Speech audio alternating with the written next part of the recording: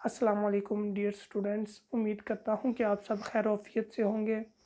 Last lecture में हमने discuss किया डिफरेंशियल इक्वेशन के बारे में। अब डिफरेंशियल इक्वेशन को हम डिफरेंट मेथड से सॉल्व कर सकते हैं। लास्ट लेक्चर में हमने एक मेथड सीखा कि सेपरेबल ऑफ वेरिएबल का मेथड हमने अप्लाई किया और हमने डिफरेंशियल इक्वेशन को सॉल्व किया। Now today we are going to discuss about second method. Dear student, second method पे जाने से पहले हमें कुछ क्वेश्चन हमारे माइंड में जनरेट होते हैं कि हमें सेकंड मेथड की क्यों ज़रूरत पड़ी। हम इक्वेशन को सेपरेबल ऑफ वेरिएबल्स के मेथड से क्यों सॉल्व नहीं कर सकते। डियर स्टूडेंट्स, सम ऐसी हमारे पास डिफरेंशियल इक्वेशंस होती हैं। हमने पढ़ा था, एक रूल पढ़ा था कि सेपरेबल ऑफ वेरिएबल्स का मेथड हम कब अप्लाई कर सकते हैं। अब कुछ ऐसी इक्वेशन होती हैं कि जिसके ऊपर वो कंडीशन फुलफिल नहीं होती, यानी हम वो मेथड अप्लाई नहीं कर सकते, तो हमें मज़ीद नेक्स्ट मेथड पे जाना पड़ता है। अब हम एक एग्जांपल देखते हैं जिससे आपको ये बात मज़ीद क्लियर होगी कि हमें नेक्स्ट मेथड की क्यों ज़रूरत पड़ी। Let us see an example.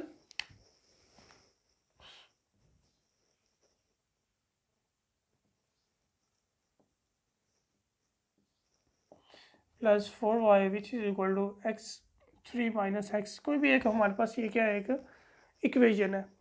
अब second method to solve differential equation. अब सेकंड मेथड हम देखें स्टूडेंट्स, हमने फर्स्ट मेथड में हमने ये कंडीशन पढ़ी थी कि हमारे पास ये जो वेरिएबल्स हैं ये आपस में या तो मल्टीप्लाई हो रहे होंगे या डिवाइड हो रहे होंगे। लेकिन डियर स्टूडेंट्स, यहाँ पे देखिए, अब यहाँ पे ना तो ये मल्टीप्लाई हो रहे हैं और ना ही ये डिवाइड हो रहे हैं। ये हमारे पास क्या हो रहे हैं, एक ऐड हो रहे हैं और ये सब्ट्रैक्ट हो रहे हैं हमारे पास। तो ऐसी हमारे पास कोई भी डिफरेंशियल इक्वेशन आ जाए तो इसके लिए हमारे पास एक अलग से मेथड है। वो मेथड क्या है, हम इक्वेशन को पहले स्टैंडर्ड फॉर्म में कन्वर्ट करते हैं। अब स्टैंडर्ड फॉर्म में कब इक्वेशन कन्वर्ट होगी कि हमारे पास ये जो हमारे पास ये डेरिवेटिव है, डेरिवेटिव के साथ हमारे पास कोई भी टर्म मल्टीप्लाई नहीं हो रही होगी। फर्स्ट बात ये ज़हन में रखने।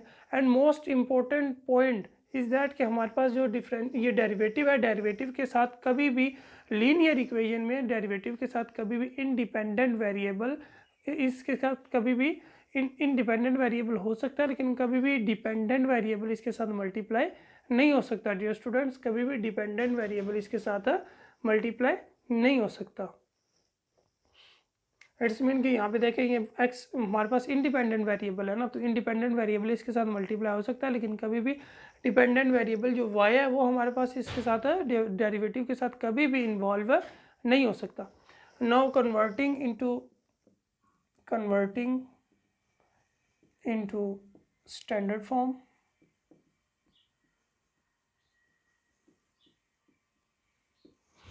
तो हमें इसको क्या करना पड़ेगा, एक्स के साथ डिवाइड करेंगे, dividing by x on both side x से डिवाइड करेंगे तो ये क्या बनेगा, d y over d x plus 4/xy which is equal to x square minus 1।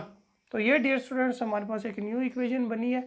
अब हमने क्या करना है डियर स्टूडेंट्स कि हमारे पास इंटीग्रेटिंग फैक्टर, अब हमने इंटीग्रेटिंग फैक्टर निकालना है। अब इंटीग्रेटिंग फैक्टर कैसे निकालेंगे कि हमारे पास जो डिपेंडेंट वेरिएबल होगा, डिपेंडेंट वेरिएबल के साथ जो भी टर्म मल्टीप्लाई और कोई यहाँ कोई कोफिशिएंट हो सकता है, यहाँ हमारे पास इंडिपेंडेंट वेरिएबल हो सकता है। अब जो भी हमारे पास यहाँ पे मल्टीप्लाई हो रहा है, हमने उसका क्या करना है, इंटीग्रेटिंग फैक्टर निकालना है। कैसे निकालते हैं डियर स्टूडेंट्स, एक्सपोनेंशियल की पावर इंटीग्रेशन इंटू इसके साथ ये जो हमारे पास पी ऑफ एक्स होता है, डिपेंडेंट वेरिएबल के साथ जो भी हमारे पास यहाँ तो इंडिपेंडेंट मल्टीप्लाई हो रहा होगा, यहाँ कोई कोफिशिएंट होगा, तो ये हम क्या करते हैं इसको डियर स्टूडेंट्स कि हम इसको एक्सपोनेंशियल की पावर बना देते हैं और इसका इंटीग्रेट करते हैं, इसको इंटीग्रेशन फाइंड करते हैं। ये हमारे पास से इंटीग्रेटिंग फैक्टर होता है। अब यहाँ पे हम इसकी इंटीग्रेशन कर सकते हैं। हमें पता है कि हमारे पास डिवाइड में एक्स मौजूद है, एक्स का ऊपर डेरिवेटिव मौजूद है 1, तो हमें पता है कि ये क्या बन जाएगा, नेचुरल लॉग ऑफ एक्स। ये जो 4 है ये हमारे पास है, यहाँ पे बाहर आ गया। अब देखें डियर स्टूडेंट्स, नेचुरल लॉ का हम यहाँ पे लॉ अप्लाई कर सकते हैं कि हमारे पास जो मल्टीप्लाई हो रहा है वो आगे जाके पावर बन जाता है, नेचुरल लॉग ऑफ एक्स की पावर 4। नाउ डियर स्टूडेंट्स, हमें पता है कि ये जो नेचुरल लॉग और एक्सपोनेंट होते हैं ये आपस में एंटी होते हैं, ये आपस में कट जाते हैं। तो ये आपस में cancel, which is equal to x की पावर 4। अब ये जो हमारे पास इंटीग्रेटिंग फैक्टर आया डियर स्टूडेंट, हम इसको क्या करते हैं कि हम इसको डियर स्टूडेंट्स मल्टीप्लाई करते हैं। ये जो हमारे पास इक्वेशन नंबर 1 जनरेट हुई है, स्टैंडर्ड फॉर्म में जो इक्वेशन हमने निकाली है, हम इसके साथ इंटीग्रेटिंग फैक्टर को क्या करते हैं, मल्टीप्लाई करते हैं। नाउ मल्टीप्लाइंग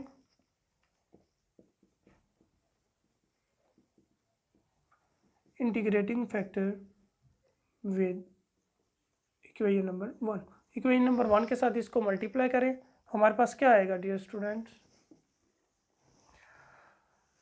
एक्स की 4 d y over d x plus 4x cube y which is equal to x की पावर 6 माइनस एक्स की पावर 4।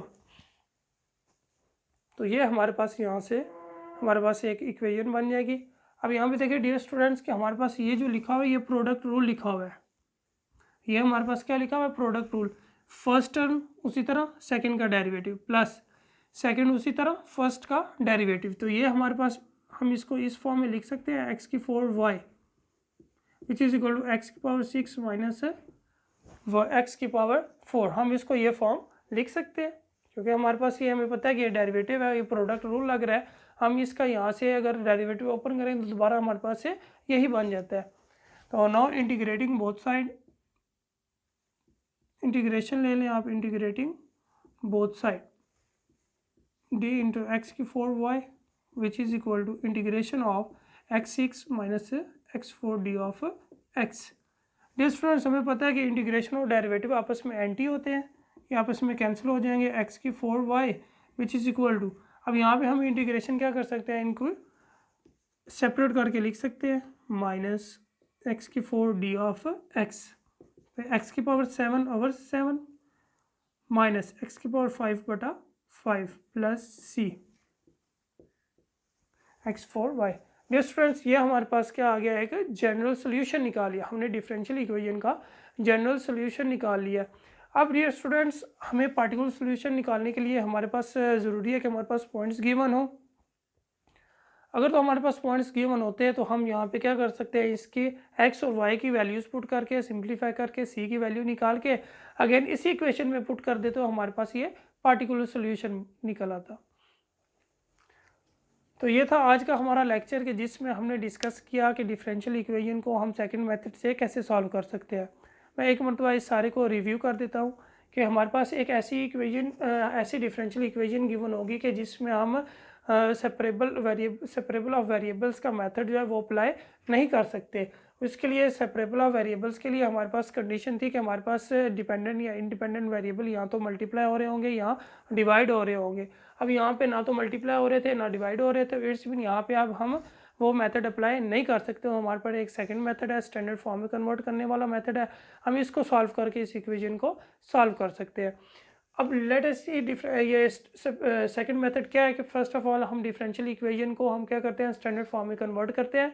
स्टैंडर्ड फॉर्म में कन्वर्ट कैसे किया जाता है कि हमारे पास जो डेरिवेटिव होता है, डेरिवेटिव के साथ कोई भी फंक्शन वेरिएबल, कोई भी वेरिएबल जो है वो इन्वॉल्व नहीं होना चाहिए। तो इसके साथ जो भी वेरिएबल, और सेकंड बात लीनियर डिफरेंशियल इक्वेशन कब होती है कि हमारे पास इस डेरिवेटिव में कभी भी डिपेंडेंट वेरिएबल इन्वॉल्व नहीं होता। हमेशा एक्स हो सकता है, यहाँ तो टी होगा, यहाँ पे तो यहाँ पे में भी टी मल्टीप्लाई हो सकता है, कभी भी हमारे पास डिपेंडेंट वेरिएबल इन्वॉल्व नहीं होगा। डियर स्टूडेंट्स, अगर डिपेंडेंट वेरिएबल इन्वॉल्व होगा तो वो हमारे पास एक लीनियर इक्वेशन नहीं हो सकती है। नाउ हमने यहाँ पे ये इंडिपेंडेंट वेरिएबल एक्स इन्वॉल्व था, हमने इसको डिवाइड किया तो हमारे पास ये स्टैंडर्ड फॉर्म बन गई है। अब स्टैंडर्ड फॉर्म बन गया तो हमने इसको क्या किया कि हम इसको इंटीग्रेटिंग फैक्टर निकालते हैं। इंटीग्रेटिंग फैक्टर निकालने के बाद हमारे पास ये इंटीग्रेटिंग फैक्टर निकल आया। हमने इंटीग्रेटिंग फैक्टर को स्टैंडर्ड फॉर्म ऑफ इक्वेशन के साथ मल्टीप्लाई किया है। मल्टीप्लाई करने के बाद हमारे पास देखें डियर स्टूडेंट्स, हमारे पास ये फॉर्म बन गई है। ये फॉर्म बनी तो हमने यहाँ पे देखें ये प्रोडक्ट रूल लिखा हुआ था, प्रोडक्ट लिखा हुआ था हमारे पास, प्रोडक्ट फॉर्म हमने इसकी बनाई, इंटीग्रेट किया। डेरिवेटिव और इंटीग्रेशन आपस में एंटी होते हैं, ये आपस में कैंसिल होगी तो हमारे पास पीछे यहाँ पे एक इक्वेशन बन गई है जो हमारे पास जनरल सोल्यूशन बना है। हमारे पास जनरल सोल्यूशन बना है।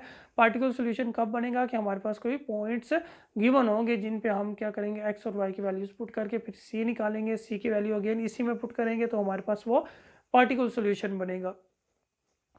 ओके डियर स्टूडेंट्स, ये था आज का लेक्चर। उम्मीद करता हूँ कि आपको अच्छी तरह से ये समझ आ गया होगा। अगर इसमें इसके रिलेटेड कोई क्वेश्चन करने में आपको कोई कन्फ्यूजन है तो आप कमेंट सेक्शन में मुझे बता सकते हैं। ओके डियर स्टूडेंट्स, अल्लाह हाफिज़, कीप वॉचिंग, स्टे ब्लेस्ड।